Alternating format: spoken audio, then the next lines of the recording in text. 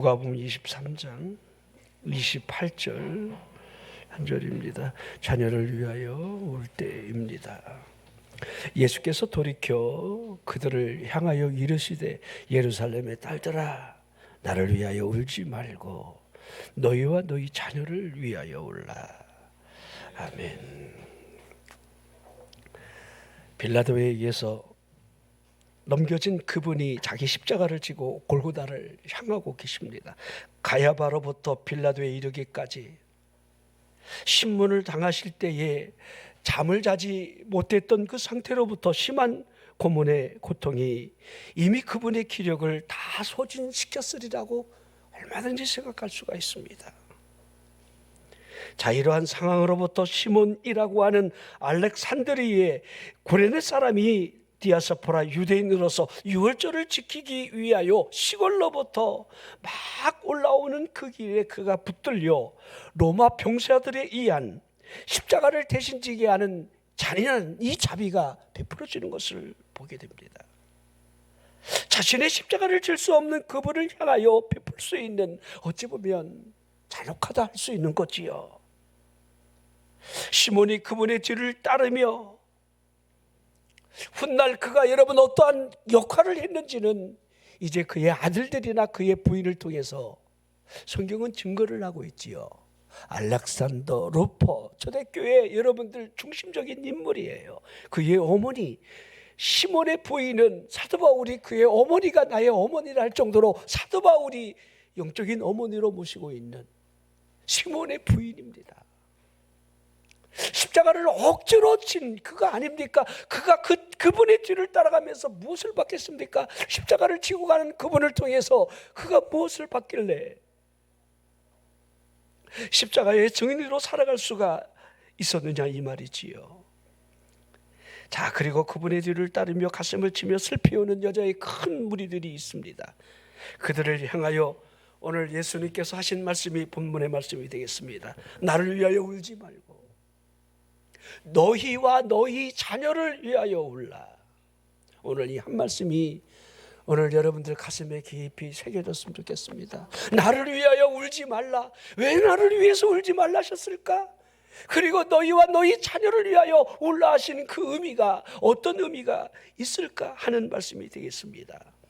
자, 예수님이 십자가를 지시고 가시는 이 현장에는 여러 부류의 사람들을 우리는 볼 수가 있습니다. 그분이 수치스러운 십자가를 지고 가시는 모습을 바라보며 기뻐하고 있는 잔혹한 눈빛을 하고 있는 무리들이 있지요. 대제사장, 서기관들, 바리새인들, 그들의 눈빛을 우리는 보는 것만 같습니다. 그들이 그토록 원했던 그 희생 제물이 자신의 수하에 이제는 두었다는 사실 앞에 기쁨의 눈빛을 하고 있습니다. 자신들의 외식함에 대하여 폭로를 하던 그 유창한 죄로부터 이제 더 이상 그의 말을 듣지 않아도 된다고 하는 그 생각으로부터 얼마나 평안함이 있었겠습니까?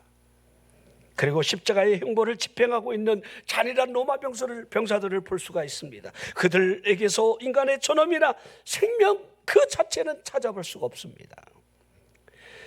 그들이 자칭 유대인이라 칭하고 있는, 유대인의 왕이라 칭하고 있는 그분을 조롱을 하며 가시 면류관을 씌웠고 또 거칠게 휘두르고 있는 채찍질로부터 그분의 모습은 처참하리만큼 여러분들 무너졌으리라고 생각이 되어집니다.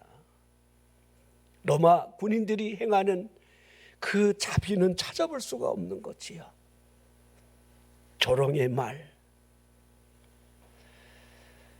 유대인의 왕이요, 자칭 유대인의 왕이죠. 우리 예수님은 지금 정치적인 여러분들 굴레를 씌워서 지금 유대인의 왕을 죽이는 겁니다. 유대의 왕으로 여러분들 세운 가이사가 세운 사람은 헤로드 왕밖에 없었기 때문에 정치적인 누명을 씌우고 예수 그를 지금 십자가에 못 박으러 가는 그들이 무슨 자비가 있었겠느냐 이 말입니다. 그리고 예수님 주위에 몰려든 천박한 군중들도 보입니다. 뇌물로 매수당한 이 증인들이 그 중에 있었고 군중 심리에 휘말린 사람들이 자신들이 하는 말이 무엇인지를 모른 채로 목소리를 보태고 있는 거지요. 자, 이 정치적인 이 선동하는 이 자리에서 보면요, 사람들은 자기가 무슨 생각을 하고 있는지, 무슨 말을 하고 있는지 모르고 마치 선동을 당한 그 말에 외치는 그 동료의 목소리들을 내고 있습니다. 타락한 이성이 줄 수 있는, 정말 자신이 하는 말이 무엇인 줄을 모르고 하는 말이라 해야 합니다. 빌라도조차도 그분에게서 죽일 만큼의 악한 일을 찾아내지 못했다, 여러분 그렇게 말하고 있습니다. 마태복음 27장 22절에 빌라도가 이르되 그러면 그리스도라 하는 예수를 내가 어떻게 하랴?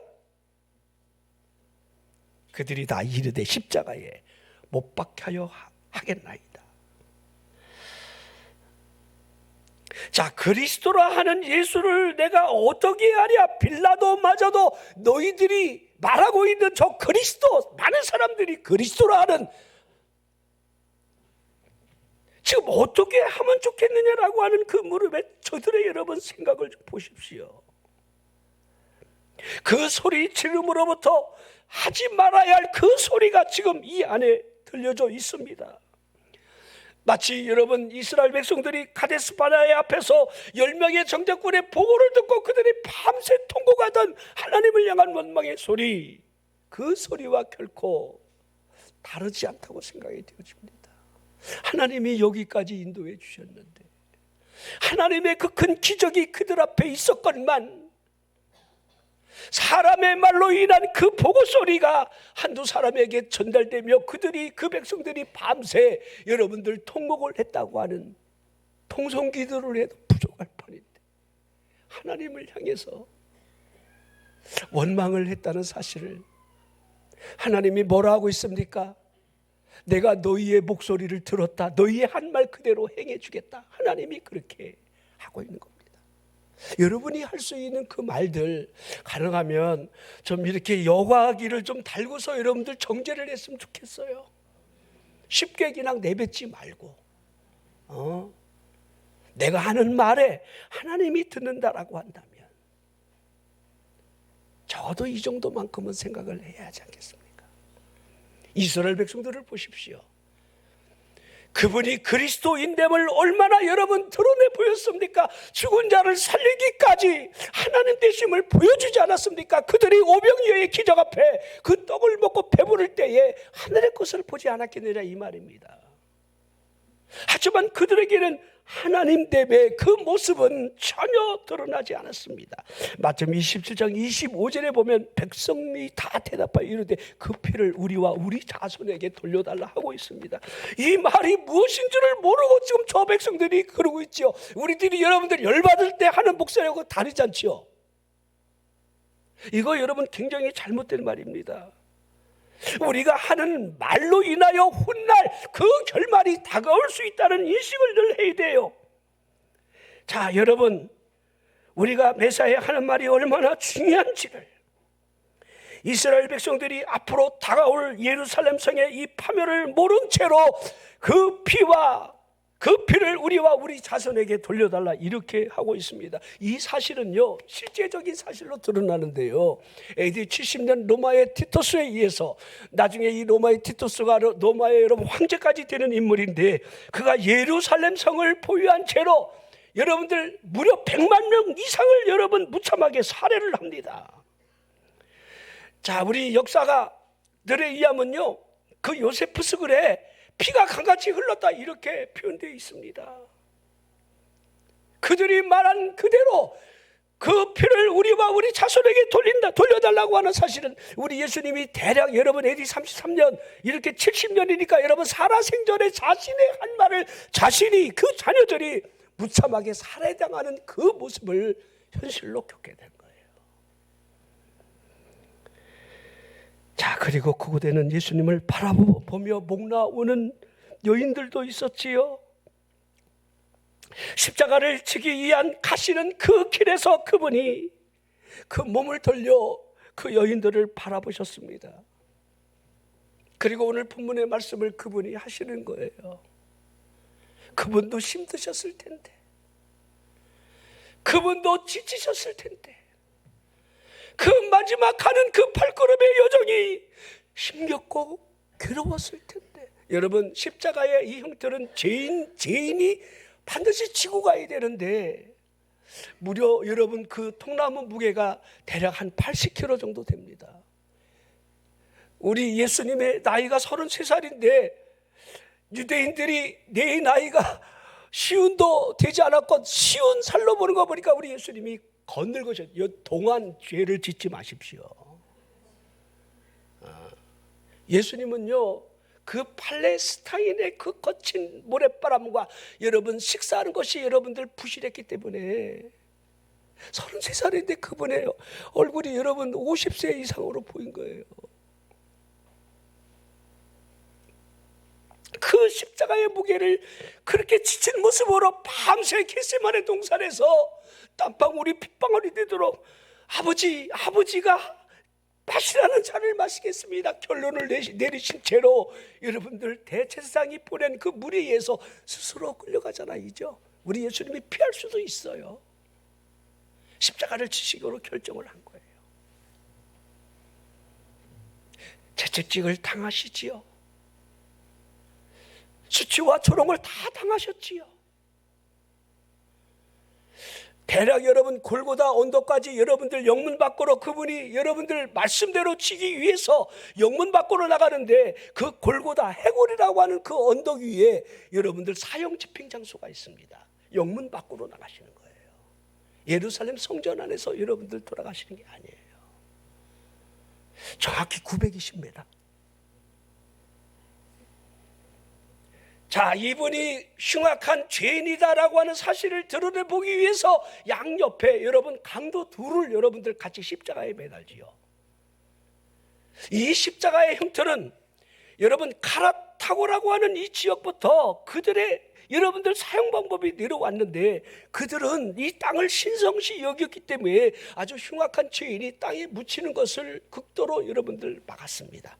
그래서 나무에 매달아 죽인 채로 새매나 건도로 이런 것들이 눈을 짜먹고 온 산을 다 쪼먹을 때까지 그러기에 땅에다 묻지 않으려는 의도가 그 형벌 안에 있는 거예요. 이 지구상에 여러분 그 어떠한 형벌보다 가장 흉악한 형벌이 십자가의 형벌이라고 그럽니다. 그러기에 구약 성경에 뭐라고 있습니까? 저주의 나무에 달린 자마다 저주의 나무에 달릴 것을 이미 그분이 여러분 말씀대로 여러분들 이루어지는 걸 보십시오. 고린도전서 15장에 우리 예수님이 전부 성경대로 여자의 후손에게 나셨다. 성경대로 그분이 십자가에 죽임을 당한다. 성경대로 그분이 3일 만에 부활하신다. 성경대로 이미 예언된 성경을 이루기 위해서 죄인된 우리를 성령하고 구원하기 위하여 그분이 오신다는 사실을 성경은 계속해서 증언하고 있는 거예요. 자, 여러분 보십시오.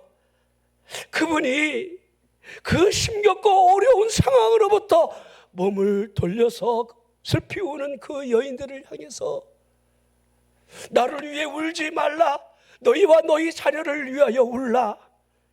어찌 보면 그분의 여러분들 마지막 한편에 여러분 간절한 설교라 이렇게 할 수가 있습니다.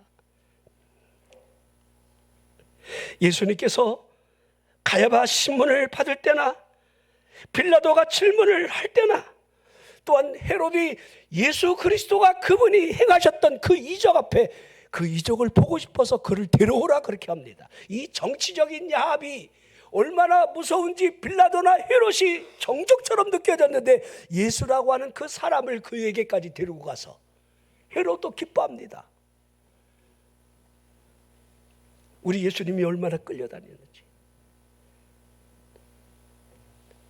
누가복음 23장 3절을 볼까요? 빌라도가 예수께 물어 이르되 네가 유대인의 왕이냐? 대답하되 이르시되 네 말이 옳도다. 끝이에요. 나 같았으면 이렇게 했을 텐데 빌라도야 훗날 네 이름이 엄청 뜰 거다. 우리 신앙 고백에 여러분 빌라도에 의하여 고난을 당하시고 빌라도는 실은 잘못 없어요. 덤태기 쓴 거예요 실은.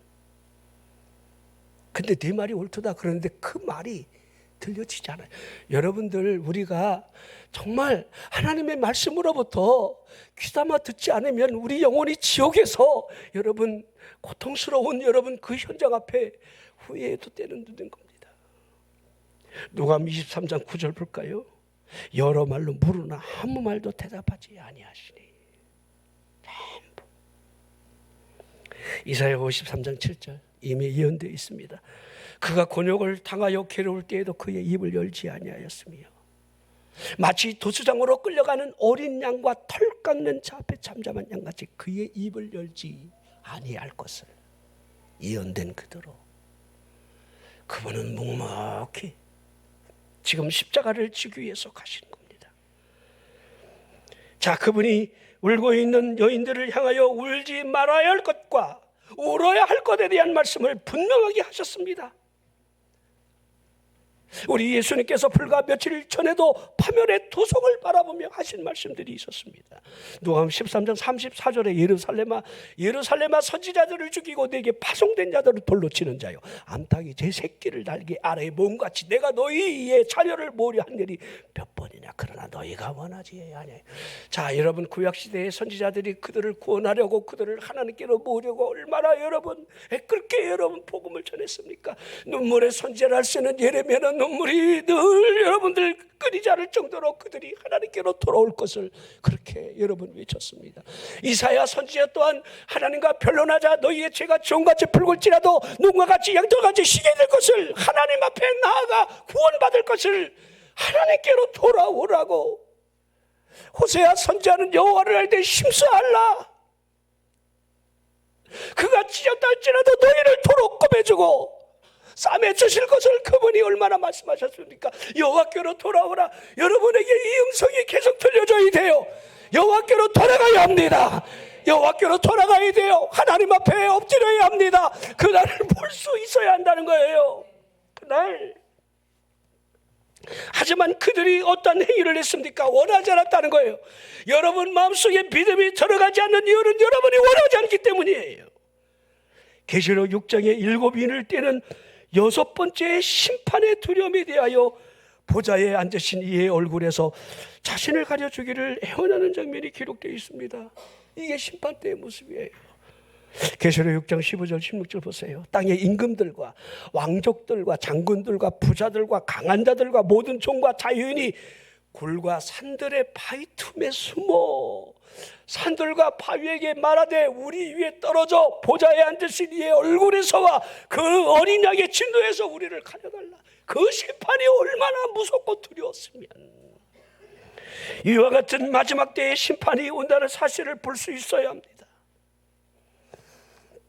자, 우리가 이 계시록 6장에는 특별히 14만 4천에 대한 이야기가 나오는데 여러분 이것은 여러분 천상에 대한 이야기인데 이 14만 4천 가운데도 여러분들 지금 어느 여러분들 이단 세력이 여기에 여러분 꽂혀갖고 자꾸 현혹을 하게 되는데 여러분 이 숫자에 여러분 우리가 개념에 매이면 안 돼요. 숫자는 대표성일 뿐. 근데 여러분 단지파가 그 안에 더욱 들어있지 않아요. 요셉 지파가 들어있고요. 혹자들은 이 단지파가 사라진 것이 동방으로 이쪽으로 흘러들어갔고 우리나라 단군의 지파, 단지파, 단군의 자손. 그건 성경에 여러분 기록되어 있지는 않습니다. 근데 성경을 보면요, 이 단지파는요, 이제 여러분 야곱이 마지막 여러분들 12지파를 축복하고 여러분들 이렇게 미래를 예견하는 그 장면들이 나오잖아요. 자, 네 번째 아들 유다를 보십시오. 그 유다가 그 홀이 끊어지지 않는다. 그에게 여러분 축복이 내려가는, 그러기에 여러분 유다 자손, 다윗의 자손으로 그분이 메시아로 오신다는 그 예언적 사실을 증명해내는 거예요. 근데 이 단지파는요, 축복이 아니라 마치 저주와 같은 교훈이 들어져 있어요. 뱀 같다 이렇게 하기도 하고요. 너희 단지파는 뱀과 같다. 자, 훗날 또 단지파를 또 하나 또 예언을 하는데 모세가 예언하는데 너는 사자 새끼 같다 이렇게 단지파를 표현해요. 근데 그래도요 이 아버지는 좀 달라요. 야곱이 하나님의 은혜를 이 지파에게 부어달라고 기도하는 장면이 들어져 있어요. 그 기도. 자, 여러분이 단이 누군지를 알죠? 단. 자, 4명의 부인을 통해서 12아들을 낳게 되는 12지파가 구성될 때에 자, 큰 부인 레아는 여러분 계속해서 6자녀를 낳게 되죠. 넷 낳고 둘 낳고. 그렇죠? 자, 이 자녀 낳기 경쟁에 여러분들 이 라헬이 얼마나 여러분 화가 나는지, 시기심이 가득한지 야곱을 막 줄이를 틀죠. 그랬더니 야곱이 그때 막 화를 내는 거예요. 화를 잘 안 내는 사람인데 내가 하나님을 대신하겠느냐 그러면서 그 시기심이 여러분들 자기 몸종을 남편에게 드리면서 자기 품에 자식을 안고 싶어 하지요. 그 첫 자식이 여러분들 단입니다. 부부 관계가 갈등 속에 있을 때에 가정이 가장 힘겹고 어려운 사이에서 자신의 자식이라고 품에하는 그 아들이 단인데 보십시오. 그러한 가정적인 불화와 여러분들 그 어려운 상황에서 품에하는 그 자식이 결국 어떠한 길을 가게 되는지, 사사기에 여러분들 단지파가 여러분들 심판을 당하는 그 모습 앞에 분명히 그들에게 요청을 했을 때 뒤로 빠졌다가 여러분 기도원의 그 말에 빠져 있다가 왜 우리를 부르지 않았느냐, 오히려 이렇게 여러분 항거하는 그들을, 대적하는 그들을 전부 강에서 치지요. 자, 그들이 근데 특이한 게 저 강 저편에 여러분들 멀리 떨어져 있었기 때문에 그들의 발음이 경상도 사람들이 쌀 이 발음을 못하는 시폴레 뭐 이런 거 있죠. 그것 때문에 그 소리를 듣고 다 죽이죠. 불살하죠. 이 여러분들 하나님의 말씀하고 여러분들 성경의 그 흐름은요 결코 다르지 않아요. 여러분들이 어떻게 나가느냐, 그 흐름이 굉장히 중요하다는 거예요. 자, 그러면 우리가 그 심판의 때를 알 수 있고 볼 수 있다라고 한다면 그분이 하신 말씀 그대로 정말 우리가 울어야 할 때인가? 언제 울어야 되겠지? 어떻게 울어야 되겠지? 라고 하는 그 생각을 우리는 해야 한다는 겁니다. 자, 먼저 우리 예수님이 이 여인들에게 왜 울지 말라 이렇게 하셨을까? 물론 이 여인들이 울고 있다는 사실을 책망하려고 하는 의도는 전혀 없습니다. 그분이 당한 그 현실의 모습을 바라보며 눈물을 흘린다, 이것은 어찌 보면 인간 이성이 지닐 수 있는 마땅한 행위라 해야 합니다.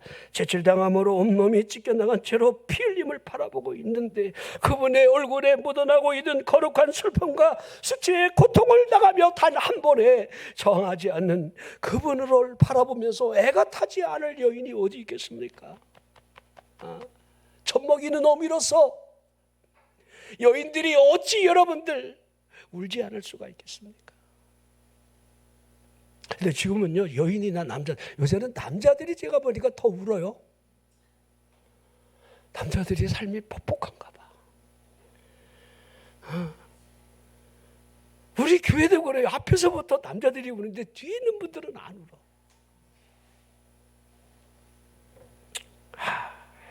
왜 안 울까? 자, 그분을 바라보면서 늑대 머리에 둘러싸여 있는 한 마리의 가련한 어린 양을 보고 있습니다. 그 모습을 바라보는 여인들이 그분의 뒤를 따라가며 어찌 아니 울 수가 있겠습니까? 그들이 울 수 있는 그 이유는 그것밖에 할 수 있는 것이 없기 때문이었을 겁니다. 그 무리들 가운데는 그분의 은혜를 입은 사람들이 왜 없었겠습니까? 그분의 능력으로부터 흐르는 그 치료에 여러분들 경험을 했던 사람들이 왜 없게 되냐 이 말이에요. 이죠? 더러운 귀신으로 말미암아 절망적인 상황으로부터 자유를 누린 사람들이 왜 그 가운데 없었겠느냐 이 말입니다. 유월절을 지키기로 오는 여러분 그 무리들 가운데 디베라 광야에서 그분이 행하셨던 오병이어의 기적의 그 떡을 먹고 여러분들 기적을 체험한 사람이 왜 없었겠습니까? 그분이 메시아로 오심을 환영하며 호산나 호산나 하던 그 무리 가운데 그들이 있지 않았을까요? 그분이 여러분들 공개적으로 말씀하심에 있어서 나쁜 적대감을 결코 심은 적이 없으셨기에, 그분이 자신의 능력을 단 한 번이라도 이기적으로 사용하신 적이 없으셨기에, 그분이 공개적으로 예루살렘에 올라오시는 그 길에도 여러분들 화려한 왕의 대관식 같은 말을 탄 것이 아닙니다. 어린 나귀 새끼.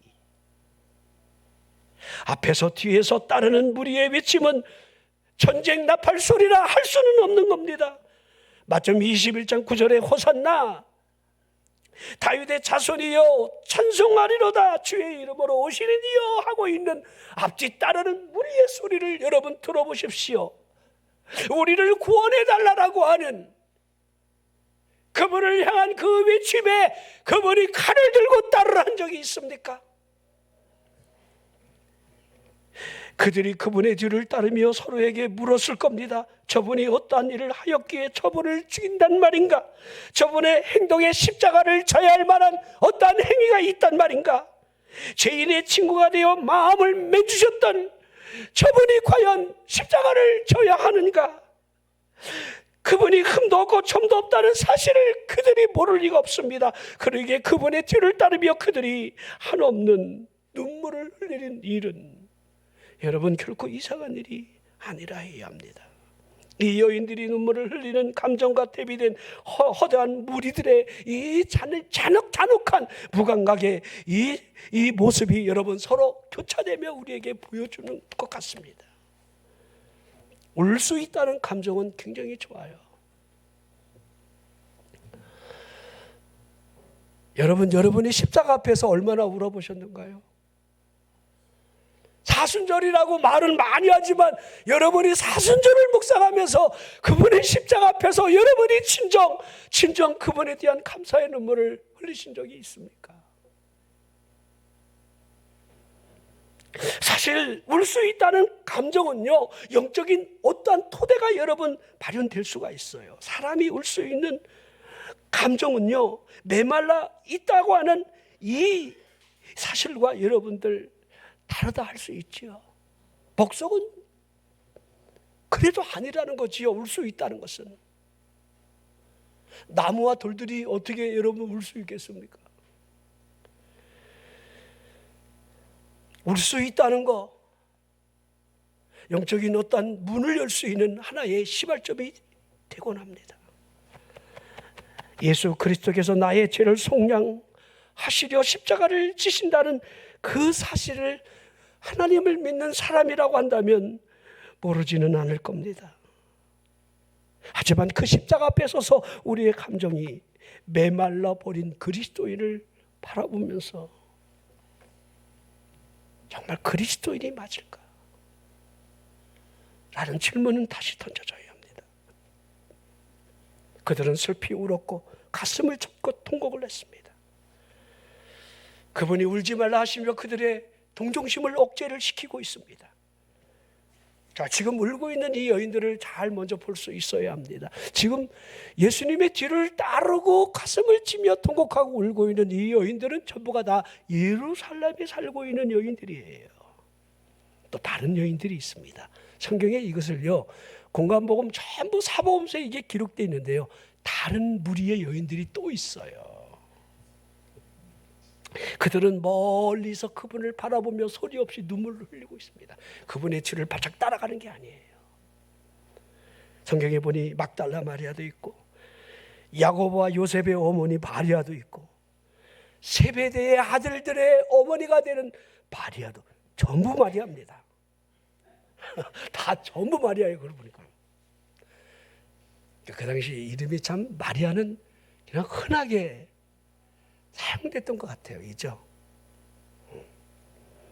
그들이 끝까지 십자가의 곁을 지키는 겁니다. 자, 그 곁에 여러분 우리 사도 요한이 끝까지 그 십자가 밑에 제자들은 다 도망갔지만 그래도 근데 나요 그렇게 여러분들 요한복음에 보면요 표현하진 않았어요. 예수님의 사랑하는 제자라 이렇게 자신이 글을 쓰면서 자신을 감춰요. 그러나 이게 사도 요한이라는 것은 누구나 다 알고 있습니다. 예수님의 십자가 밑에 마리아가 한없이 눈물을 흘리고 있습니다.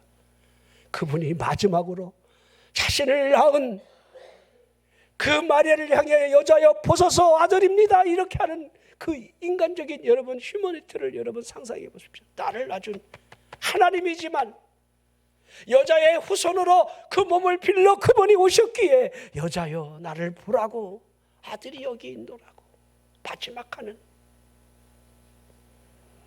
그리고 요한을 향해서 보라 내 어머니라 이렇게 하시는 거예요.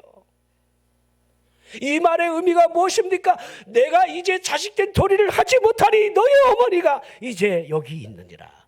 자, 그 이후로 요한이 자기 집에 마리아를 모시고 살았다, 이렇게 성경이 기록이 되어 있습니다. 자, 예루살렘 여인을 향해 울지 말라 하시는 거지요. 그 이유가 무엇이겠습니까? 얼마든지 우리는 상상이 가능합니다. 그들이 지금 울고 있는 눈물은 내일이면 잊혀질 수 있을 수도 있다는 겁니다. 사람의 눈물로부터 성품의 변화나 마음의 영향력을 끼친다는 사실은 상당히 미미합니다. 눈물을 그렇게 많이 흘렸는데 어떻게 그렇게 삶은 안 변하는지, 그게 참 여러분들 알고 싶어요. 눈물을 흘리는 것부터 여러분들 영적인 힘이나 도덕적인 힘이 좋아졌다고 착각하는 것은 굉장히 여러분들 어리석은 일입니다. 눈물이 죄를 씻어주는 게 아니에요. 눈물이 여러분들 사람의 감정을 순화시켜주는 게 아닙니다. 어떤 때는 한편에 여러분 설교가 여러분의 눈물의 샘을 자극시킬 수는 있습니다. 그 눈물이 액체를 허비하는 것으로 만드는 것은요, 허다하게 일어나고 있는 현실입니다. 눈물로부터 참된 구원의 믿음을 만들어내지 못한다라고 한다면, 그 눈물이 내적인 마음으로부터 은혜가 되지 않게 한다라고 한다면 그 눈물은 비상적인 현상일 뿐 그 이상도 그 이하도 아니라는 거예요. 눈물, 그 누가 말했죠? 눈물은 사랑의 씨앗이라고. 사람의 눈물은 언제든지 여러분들 기만이 될 수 있습니다. 자기 자신을 속이는 기만으로부터 눈물은 감정이라 해야 합니다. 눈물이 있다는 것이 마음에 선한 것이 있는 것으로 여러분들 이렇게 여러분들 생각하면 안 된다는 거예요. 눈물이 마치 믿음인 척 포장시켜서는 안 됩니다. 눈물은 인간이 지니고 있는 일반적인 감정의 산물이라 할 수 있습니다. 그 감정으로 말미암아 돌같은 마음에 맺혀지는 약간의 물방울일 수 있다는 사실이지요. 눈물을 흘린다고 심령 속에 은혜의 폭포수가 쏟아진 것은 결코 아니라는 겁니다. 이 예루살렘 여인들의 눈물에는 제가 여러분 거짓이 있다 이렇게 여러분들 말씀을 드리는 게 아닙니다. 하지만 내일의 그 눈물이 없을 수도 있다는 사실을 주님께서 울지 말라 이렇게 비약하진 않았을까? 예루살렘 여인들아, 나를 위하여 울지 말라. 울지 말라. 자, 그러시면서 그분이 진짜 울어야 할 것을 말씀하고 있잖아요. 진짜 울어야 할 것. 여러분이 믿음 생활하면서 울어야 할 이유들은 참 많습니다. 하지만 진짜 울어야 할 것이 무엇일까라고 하는 주님의 말씀이 가슴에 새겨지라는 거예요. 자, 문자적으로 다가올 심판의 저주를 바라보며 울 수 있어야 한다, 이렇게 이해를 해야 합니다. 너희와 너희 자녀를 위하여 울라. 그날에 있게 될 현실적인 그 심판, 얼마 지나지 않으면 다가오는 겁니다. 자, 사람은요 참 어리석어요. 건강할 때는요 건강에 대한 감사를 몰라요. 이제 덜커덕 병이 들어봐요. 여러분, 이 당뇨병 하나도요 아주 간단한 것 같은데 빨리 살 빼라, 그 뱃살의 무게를 빼야 된다, 그거 빼. 이것 때문에 고지혈증, 당뇨, 모든 병에 이 혈류가 여러분들 제대로 흐르죠. 이 여러분들 요새는 이 다리 하지정맥류 이거 보니까요, 그것도 얼마나 여러분 힘겨운 싸움인지. 이게 여러분 질병에 걸린 사람들은요, 외적이 됐든 내적이 됐든 여러분 힘겨운 마지막의 싸움을 여러분 중과해야 돼요. 건강할 때 해야 돼요. 건강할 때. 건강할 때. 이걸 다르게 말할까요? 여러분이 믿음 생활을 건강할 때 더 건강을 지켜야 돼요. 그럼 우리 예수님이 시험에 들지 않도록 깨어 기도하라. 언제든지. 자, 우리가 죽음의 문을 여는 날을 어찌 알겠습니까? 그분의 심판대 앞에 오늘 저녁이라도 우리가 서야 할 텐데, 그때 내 영혼을 바라볼 수 있느냐, 주여. 자, 그날 심판에 대한 그분의 구체적인 말씀이 이미 기록되어 있죠. 누가복음 23장 29절을 볼까요? 보라, 날이 이르면 사람이 말하기를 잉태하지 못하는 이와 해산하지 못한 배와 먹이지 못한 젖이 복이 있다 하리라. 그분이 하신 말씀인데, 여러분, 이 심판 때문에 자녀들의 이 죽임을 바라보고 있는 그 고통이 얼마나 큰지, 차라리 자녀가 없는 여인이 그 고통을 보지 않는 복에 대한 말씀을 하고 있는 거예요. 셋이 있으면 세 배의 고통.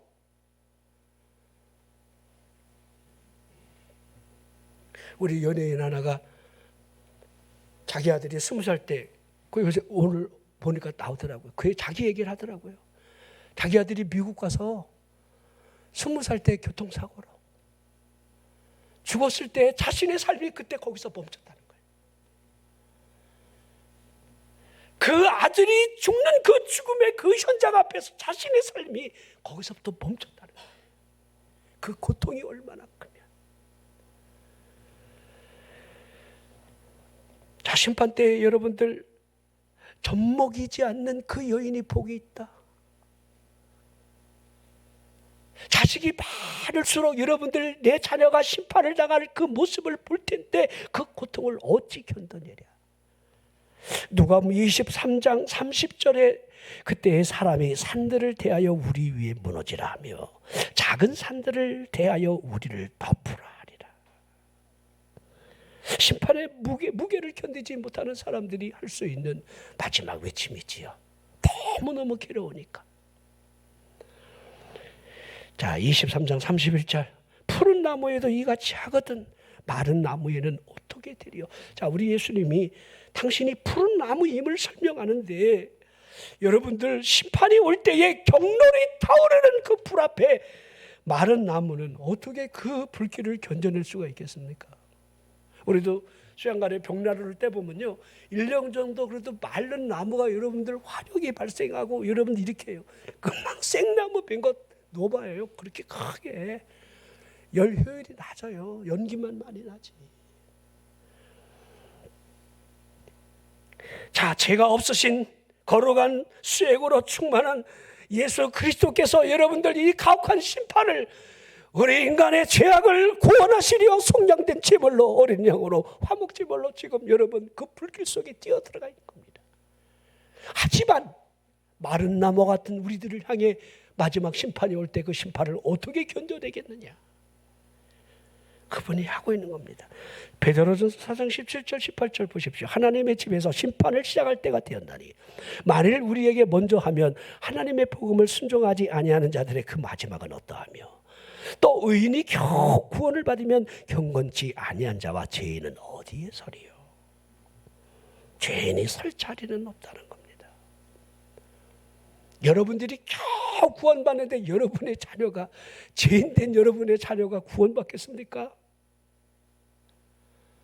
우연이라고 생각하지 말고요, 제가 확답을 드립니다. 없습니다. 예수 그리스도 앞에 내 자녀가 여러분 세움을 받지 않는다라고 한다면 그 자녀에게 구원은 없습니다. 그러기에 울어야 되겠지요. 내 자신의 구원을 위한 기도도 애절해야 되지만은 이와 같은 사실을 우리에게 그분이 말씀을 하고 있습니다. 세상을 사랑한 채로 살아온 사람이 그리스도 없이 어찌 여러분들 심판을 피할 수가 있겠습니까? 내면 속에 지옥을 이룬 사람이었다고 한다면 심판의 불이 이미 그 가슴에서부터 타오른다는 사실을 스스로 봐야 한다는 거예요. 여러분 가슴 속을 보십시오. 심판의 불이 여러분 안에 타오르고 있지 않습니까? 지옥의 연료를 가슴에 품고 사는 사람들, 그런 사람들은 입으로만 주여 주여 하는 여러분들 무형만 그리스도인의 형색을 하고 살아가고 있습니다. 그 가슴에는 지옥의 연료를 품고 여러분 살고 있어요. 언제든지 불씨가 떨어지면 이 안에서 지옥의 문을, 그 불길을 토해낼 겁니다. 지옥이 무엇입니까? 심령 안에 구더기가 살고 있고 심판의 불이 타오르는 그것이 지옥 아니겠습니까? 여러분 가정에 지옥이 된 가정들이 있습니다. 여러분의 삶이 지옥 같은 삶을 살아가는 사람들이 있습니다. 그러기에 우리 그분께서 너와 너희 자녀를 위하여 울라 하시는 이 말씀을 깊이 다시 새기라는 거예요. 자, 십자가를 지시러 가시는 그분의 마지막 그분의 발걸음 속에서 나를 위하여 울지 말고 너희와 너희 자녀를 위하여 울라. 자, 그러면 너희와 너희 자녀를 위해 울라고 하는 너희, 나를 향한 그 울음은요, 이러한 울음이 되어야 될 것 같아요. 내 죄를 바라보면서 우리는 울어야 돼요. 죄와 싸우려고 해야 돼요. 여러분이 암에 걸려서 죽음과 싸우고 있다라고 한다면 암을 치료해주는 신약을 바라보면서 막 우는 게 아니라 암을 보고 울어야지요. 우리가 십자가의 구원을 통해서 십자가를 바라보며 우는 것도 마땅하지만 십자가를 지게 하시는 우리를 지옥으로 내몰고 있는 죄를 보고 울어야지요. 주여, 내가 죄인입니다. 갈라디아 5장 1절에 그리스도께서 우리를 자유롭게 하려고 자유를 주셨다. 굳건하게 살아. 다시는 종의 멍에를 매지 말라는 이유를 생각해 보십시오. 시므리 12장 4절을 볼까요? 너희가 죄와 싸우되 아직 피 흘리기까지는 대항하지 아니했다. 그러게 시므리 12장의 첫 시작이 1절이 믿음이 주여 또 온전하게 하시는 이 예수를 바라보자. 예수를 바라보니까 여러분들, 우리가 부끄러움을 개의치 아니하시고 우리를 구원하러 십자가를 지시는 그분이 보여지고 우리의 삶이 영문 밖에 뛰어나가 그분의 삶을 닮아가라는 거죠. 우리도 같이 아무리 힘들어도 선한 싸움을 하는 거예요. 너희가 죄와 싸우되 아직 피 흘리기까지는 대항하지 아니했다. 피 흘리기까지 싸우라는 거. 죄와, 이건 죄야. 죄와 싸워 승리하시기를 주의 이름으로 축원합니다. 죄와 싸우셔야 돼요. 죄와 여러분들이 아주 친숙해져 있다라고 한다면 여러분들, 아유 뭐 알기는 도지사보다 더 잘 알아. 십자가에 피가 있다는 둥. 알기는 잘 알아. 하지만 우리는 죄와 싸워야 돼요. 부득이하게 짓는 죄가 왜 없겠습니까? 하지만 고의적으로 짓는 죄는 어찌하렵니까? 여러분의 생각 속에 흐르고 있는 이 부정적인 이미지나 불신앙적인 이 모든 이 영적인 것부터 여러분들이 다 이렇게 분별해 갈 수 있어야 돼요. 여러분이 어떤 인간적인 행위의 죄를 먼저 여러분 설명하는 게 아니고 여러분이 영적 싸움에서 있을 수 있는 그 영적인 싸움. 그렇죠? 자, 우리 사도행전의 이 초대교회 모습을 보면요, 분명하게 우리에게 보여주는 게 있어요. 초대교회가 어떻게 여러분 시작됐습니까? 오순절, 성령을 받은 사람들, 성령의 세례를 받은 사람들이 그들이 다 함대하게 복음의 증인이 되죠. 사도들을 통해서 능력이 흐르고, 그렇죠? 모든 사람들이 하나님의 큰 은혜를 받을 때에 자신의 것을 자신의 것으로 여기지 아니하고 사도들의 발 앞에 밭을 팔고 있는 걸 다 팔아서 가난한 사람들이 없게 그거를 여러분 공평하게 다 나눠줬어요.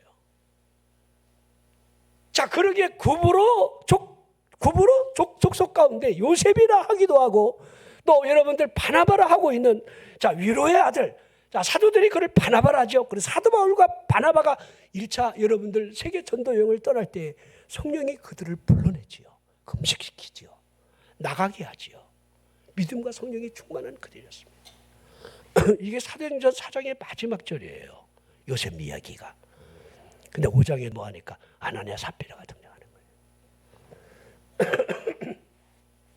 이 성경은요 항상 이렇게 대비를 시키면서 우리에게 보라 하고 있습니다. 네가 선택할 길이 무엇인가 이렇게 보여주는 거예요. 자, 그 안에 들어있는 얼마든지 이 밭은 자신의 겁니다. 팔라고 여러분들 임의적으로 그렇게 한 적이 없어요. 팔 수도 있고 안 팔 수도 있어요. 여러분이 믿음 생활하면서 헌금하는 거 여러분 자유입니다. 여러분이 들을 수도 있고 안 들을 수도 있어요. 거기에 여러분 매이면 안 돼요. 자, 근데 성령의 역사가 있고 사탄이 그 마음에 가득할 때에 중간에 여러분 서 있는 어떠한 사람을 보는 거죠. 하나님을 보지 않는 거지요. 그렇죠. 사람을 의식하고 있는 거죠. 하나님을 의식하지 않는 거죠. 이 신앙의 차이점을 그대로 보여주는 겁니다. 사도행전 18장 끝에는요, 여러분들 아볼로가 나오고 19장에는 이 에베소 교회에 여러분 사도 바울이 여러분 등장합니다. 동일한 교회. 아볼로는 요한의 세례까지 그가 전합니다. 이 알렉산드리아 태상으로 여러분 성경이 어려서부터 아주 능통한 자예요. 유대인들이 예수 그리스도가 주라는 사실을 반박할 때 이 아볼로를 여러분들 이겨내질 못해요. 얼마나 박식한지 성경에 대해서. 성경을 줄줄줄 깨고 있어요. 그러나 그에게는 성령의 역사가 아닌 세례 요한의 그 세례까지만 알고 있어요. 거기서 멈춘 거죠. 그렇죠. 예수 그리스도가 십자가를 지시고 부활 승천하셨다는 거기서 멈춘 거죠. 오순절의 역사가 없는 거예요. 그러니까 19장 1절 시작하면서 사도 바울이 에베소 교인들을 향해 너희가 믿을 때 성령을 받았느냐? 우리는 성령이 있음도 알지 못합니다. 성령의 그 역사를 설명하며 그들에게 안수할 때에 대략 방언다고 예언을 하는 사람이 12사람쯤 되었다, 이렇게 성경은 말씀을 하고 있습니다. 여러분, 우리를 위해서 울 일은 죄에 대한 울음이 되어야 합니다. 믿음의 나약함을 위해서 울어야 돼요. 한번 울었으면 좋겠어요. 여러분, 신앙생활을 이렇게 하다가 여러분 그냥 하나님 앞에 갈 수 있겠습니까? 어차피 신앙생활 졸업도 없어요. 중간에 여러분들 예수 안 믿을 것 같으면요, 여러분 그냥 그렇게 믿어도 돼요. 이왕 여러분들 하나님 나라 가서 상 받을 사람으로 우리가 살아간다라고 한다면 눈을 열어야지요. 그러게 초대교회 교인들은 모이면 기도했습니다. 성령 충만함을 구한 거예요. 그리고 세상에 나아가 복음을 증거하는 증인된 삶을 사는 거지요. 사도행전 1장 8절에 성령을 주시는 이유는 땅끝까지 증인되게 하시려는 권능이지요. 듀나미스. 하나님이 그 능력을 우리에게, 복음을 위한 능력을 주시는 거예요. 돈도 주시고 말할 권세도 주시고. 여러분이 복을 받아야 할 이유가 있다라고 한다면 성령의 능력으로 복음된 증인을 위해서 여러분들이 기도하셔야 돼요. 그 눈을 열고. 부자 돼서 뭐 하려고요? 복 많이 받아서 여러분 이 땅에서 뭐 하려고요? 여러분 건강해서 뭐 하려고요? 세상은 넓어서 돌아다니려고요? 뭐 이 땅에서 즐길 거리가 없어서 마음껏 즐기다가 여러분들, 하나님이 여러분들을 오라고 이렇게 복을 주신다고 생각하십니까? 저는 그렇게 이해하지 않습니다. 자, 우리들이 그러기에 나를 좀 바라봤으면 좋겠어요. 너희와 너희 자녀를 위해서 울라. 너희와 너희 자녀를 위해서, 나를 위해서 정말 내 믿음이 어떠한가 정말 울어야 되지 않겠습니까? 이런 믿음으로 살아가다니 주여 용서해 주세요. 하나님, 정말 믿음이 개떡도 없습니다.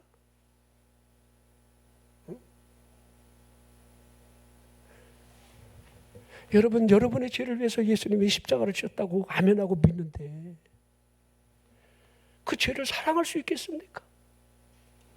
그분이 또다시 십자가를 지라고요? 이 영적인 싸움은 그분이 우리에게 하신 마지막에 발걸음의 음성이라고 생각이 되어집니다. 그리고 너희 자녀입니다. 여러분의 자녀는 어찌하렵니까? 누군가가 울어줘야 돼요.